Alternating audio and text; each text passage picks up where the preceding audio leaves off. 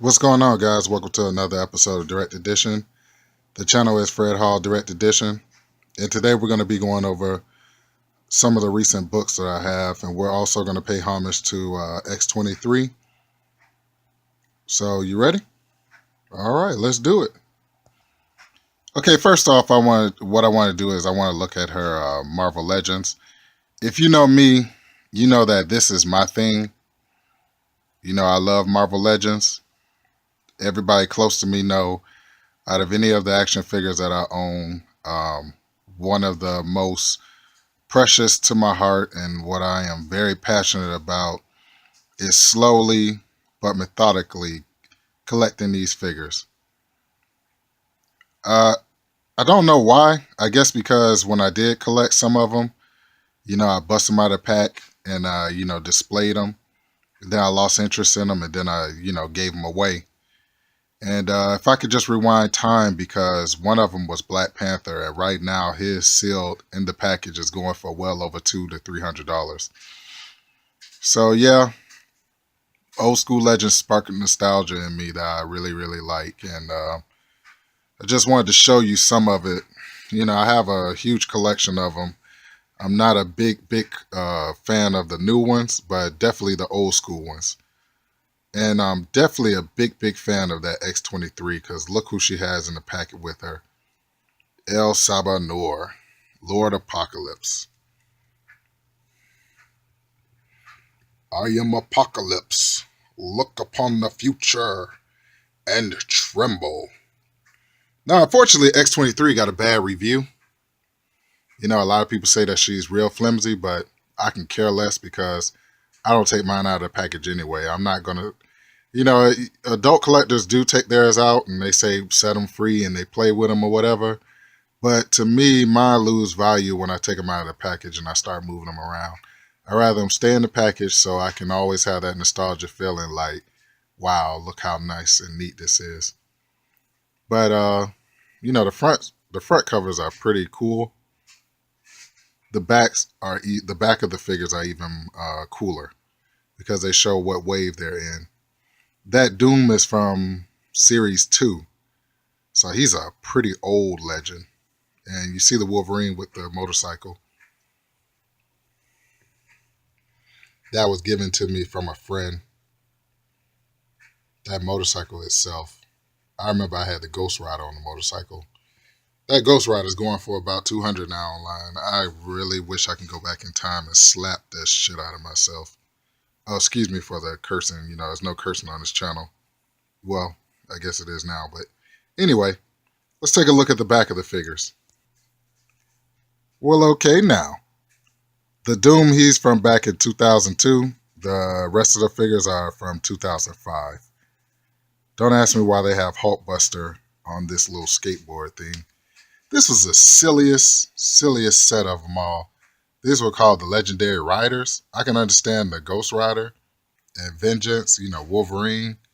But look at Ultron. Is Ultron Green Goblin or something? Look at Wonder Man. And look at the scooter that the Scarlet Witch has. That is so weird. But hey, here's an Apocalypse Wave. Wow, that Apocalypse is so huge. I think he's over like 12 inches. Very, very huge figure. Like I said, that's Series 2. I had the thing. If I tell you how many legends I used to have that I just totally crapped away, And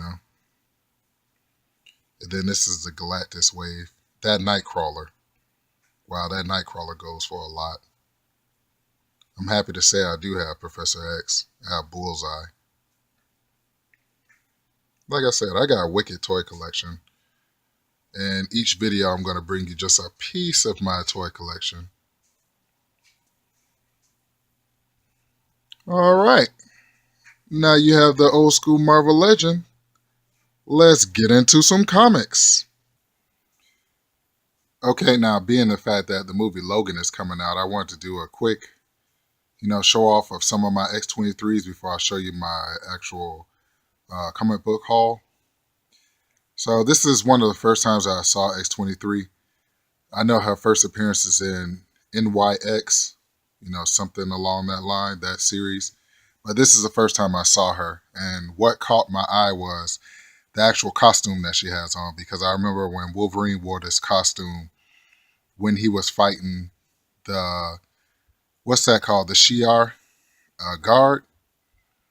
He actually hijacked this guy for this suit, and that's where Wolverine got that suit from. So when I saw her, I said, damn, you know what I'm saying? Is this, I almost thought she was this character that Wolverine had in his comic book called, what was she called? The Native.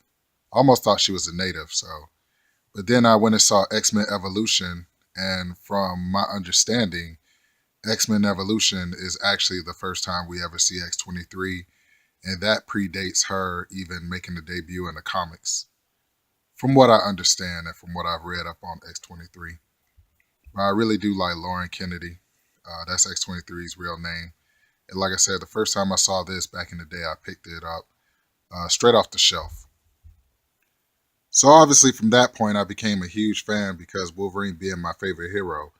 Of course, a clone of Wolverine, a daughter of Wolverine, I'm going to jump all over. So here's a sketch cover that I have of X-23. And there's one of X-23's first solo series. It's called X-23 Target.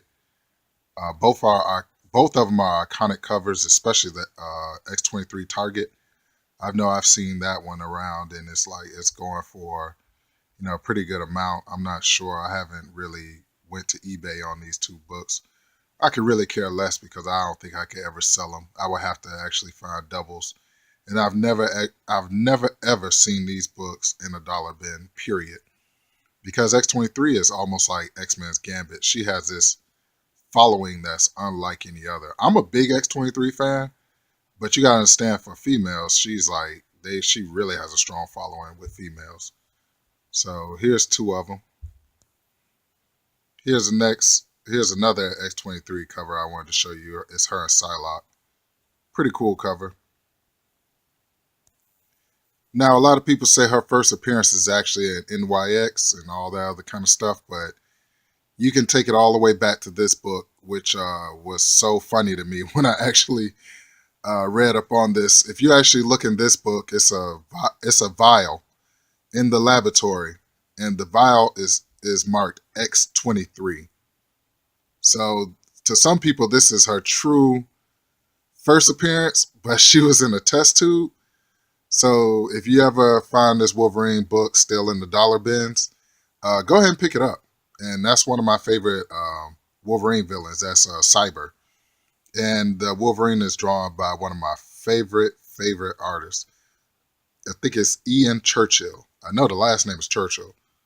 But yeah, wow, just look how he's grabbing Wolverine. Cyber his body is made of adamantium, so Wolverine can't do anything to him.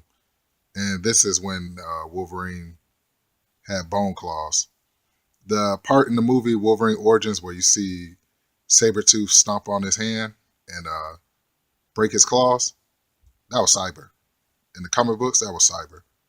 A badass hero. I mean, a badass villain. So probably about 5 years ago, I was lucky and I was blessed to actually pass on some of the single comics of X-23.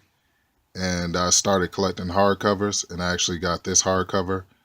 It's X-23's one of her first solo series. And if you ever want to really see what goes on in X-23's head, this is a nice book to get because it explains how she doesn't feel like she has a soul. And yeah, just a good read. So I was able to pick up this one. I was lucky to pick up this one. This is X-23 Chaos Theory. This is second volume. This is when she actually linked up with Jubilee. What was funny about it is Gambit took X-23 up under his wing, and Wolverine showed up in Paris with Gambit and X-23, and he had Jubilee with him. And remember, Jubilee, this is around the time where Jubilee is a vampire. I don't know if she's still a vampire, but it's a pretty cool concept, being the fact that Jubilee lost her powers and she's now a vampire. So if you look closely, look at that. Wow.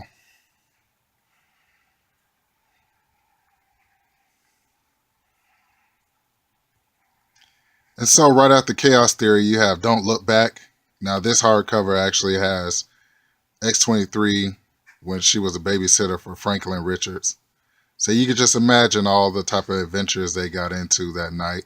It was similar to what's that movie called? The Adventures of the Babysitter. So it was a really, really cool read. I love these three books and I hold them close to my heart. Like most of my collection I will not sell. I barely can sell anything out of my collection because it all is close to heart. But these three are very, very close to heart. So these are the cool covers. Let's take a look at the back of the books. Okay, and here's a look at the back of the books. What's funny is the one with her and Jubilee should be in the middle. And the one where she actually keeps Franklin Richards should be on the right side. But that's the way they line up. I don't know why they flipped it, because the book in the middle actually is when her and Jubilee hook up and cut up in Paris, and book in the middle is, like I said, that's the book where her and Jubilee hooked up. And the book on the right is the one where she actually kept Franklin Richards in the Adventures of the Babysitter. So, but anyway, I just wanted to show you that out of my collection. Now, this is an extra book I'm going to just throw in there that I have in my collection. This is Dakin. Some people pronounce it Dakin, but I pronounce it Dakin versus X-23. This is in between. This ties the Dark Wolverines run, which is Dakin's book, with X-23 books. The way the writers wrote the books were that they end up having this climax and this collision where they both fight. And the thing I could tell you about the fight is X-23 simply mops Dakin. Dakin is no match for X-23. If you think about it, if you think Wolverine's a good fighter, Wolverine can't even hold his own against X-23, which should let you know how badass she is. Okay, that's my third time I cursed in the video. Excuse me if you have any kids, but hey, it is what it is. So let's look at the back of the book. Okay, here's a look at the back of the book. The funny thing is, when I used to be in a comic book shop buying my single issues, I used to always get on my friend about buying these trade paperbacks or trade hardcovers. And I used to tell him he was cheating and his hardcovers are not going to be worth more than the single books. Which in most cases I'm right, but in some cases I'm not. So, but it's funny how years later now I'm a hardcover fanatic. Yeah, cool back of the book cover.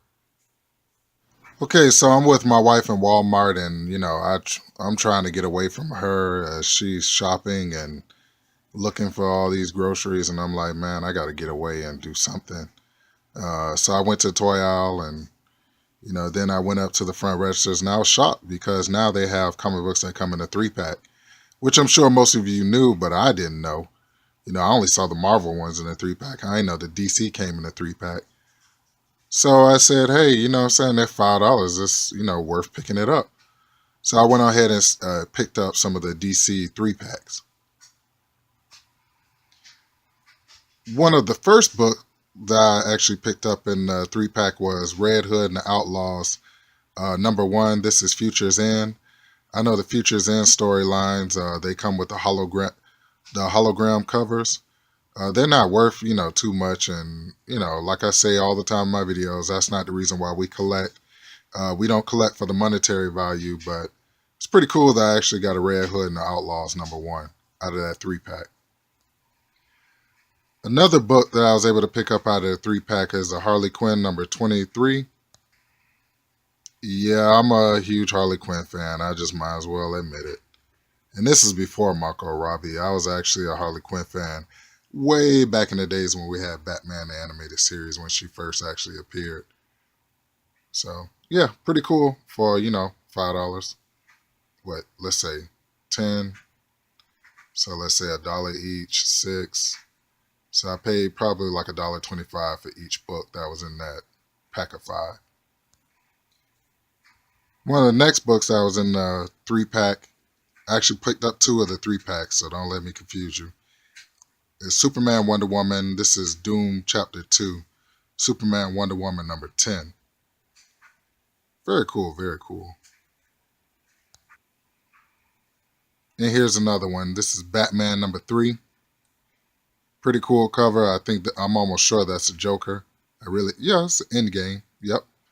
The Endgame was a very good Batman book. That's when Batman actually, was attacked by the Justice League because the Joker had sent the Justice League after Batman. Then you end up finding out that Joker in his bones, in the marrow of his bones, he had reminiscent of the Lazarus pit.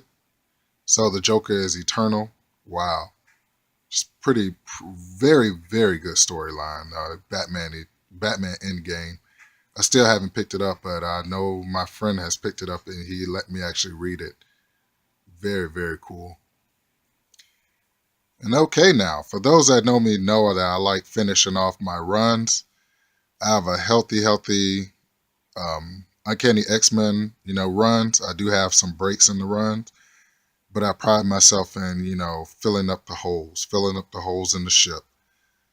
So, with that being said, I have the first Drago. I already had that in my collection.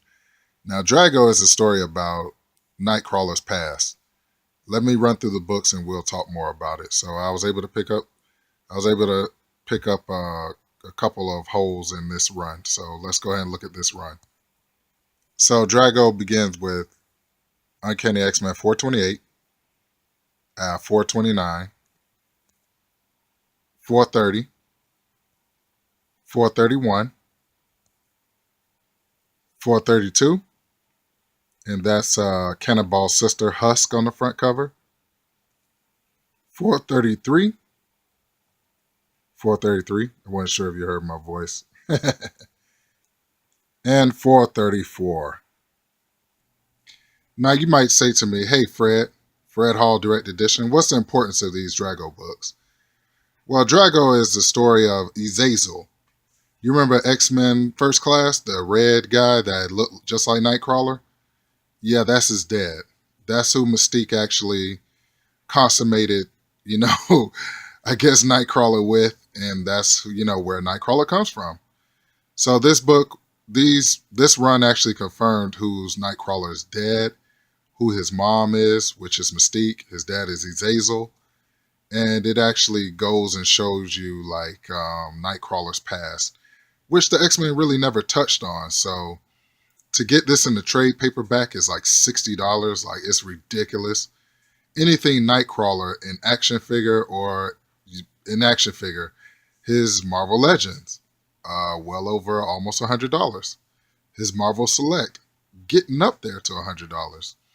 So Nightcrawler has a fan following that's pretty rabid. And like I said, this run is actually about his past, which I was happy to fill in the gaps, fill in the holes, fill in the gaps. I finally got my whole Drago run. Now, okay, for you guys that's actually are hunters who are just like me, I just so happened to pick up 2 copies of this book. I had no idea really what it was, but now I do.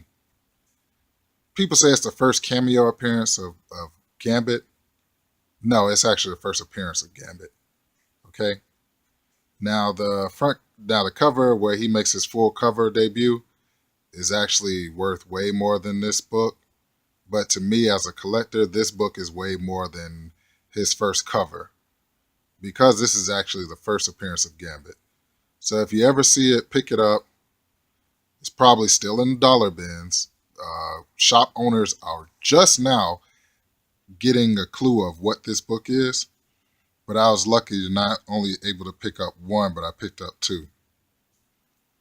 So in all my videos, or in most of them, we have a section where I always tell you what I'm reading right now. And this is what I'm reading. I've read this book before, but I'm reading it again. It actually has a very grim take on the Joker. If you're a Joker fan, you definitely have to have this in your collection. It's a hardcover.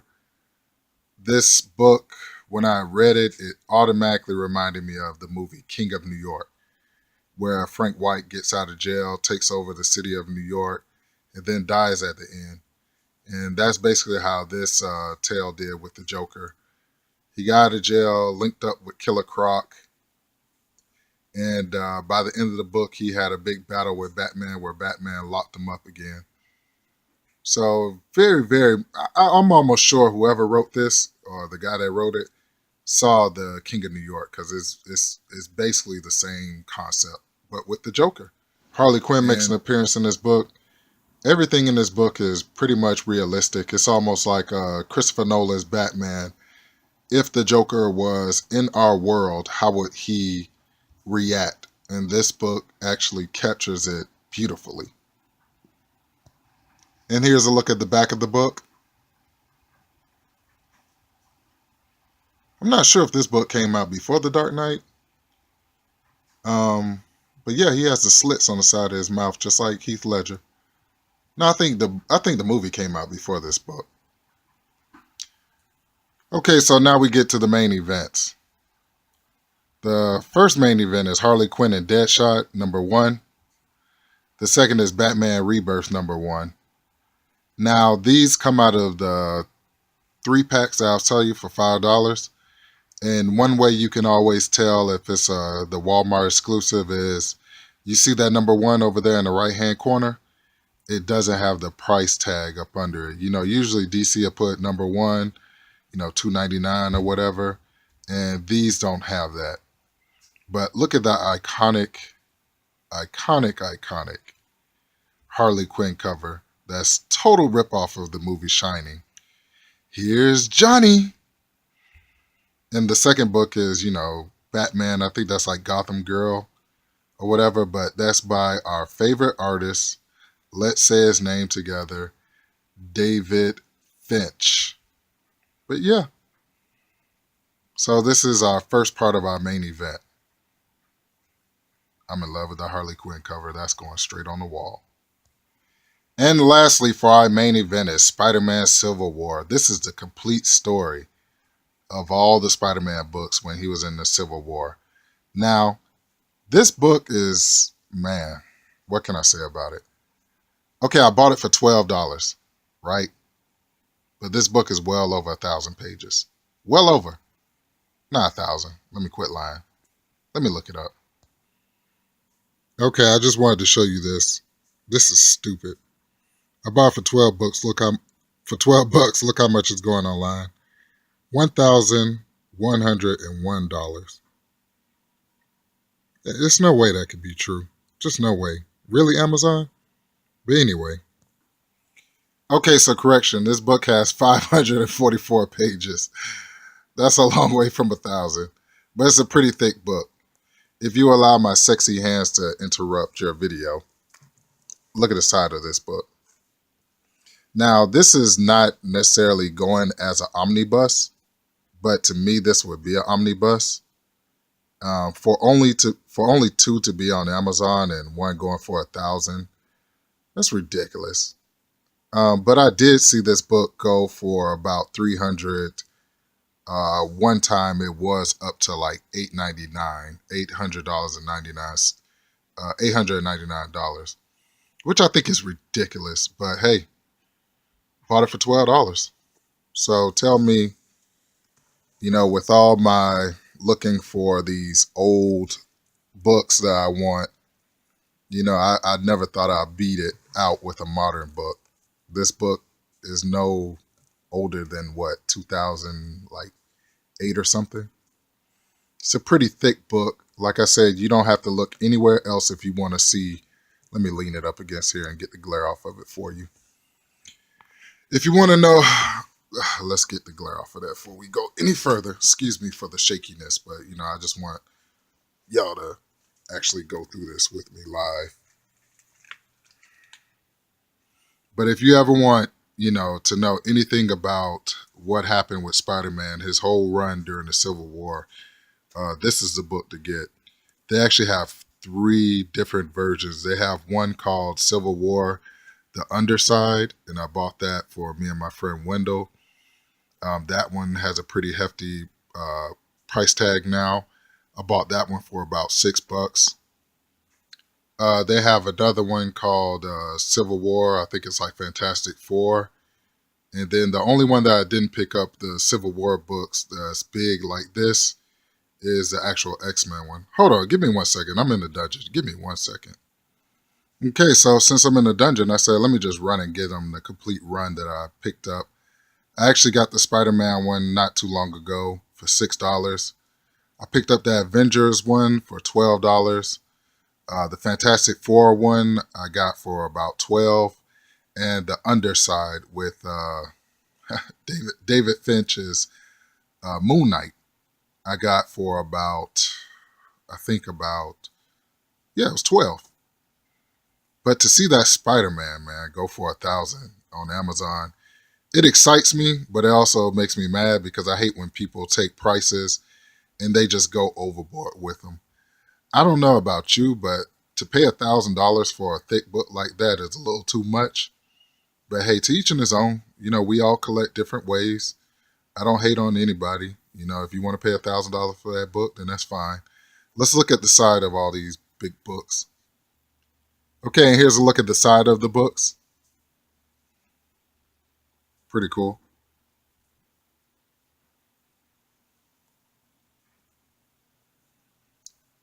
And here's a look at the back of the books. If you notice that Fantastic Four one, that's Michael Turner. You know, very cool. I was glad to be ahead of the curve and pick these up while they were still going for like $12. You know, all of them are 500 pages or more. But the Spider-Man one is the one that's, you know, is the main event.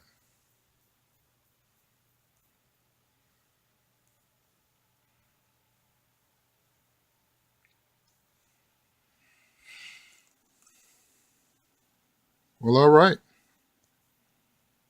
Okay, once again, I'd like to thank you for tuning in to another episode of Direct Edition. The channel is Fred Hall Direct Edition.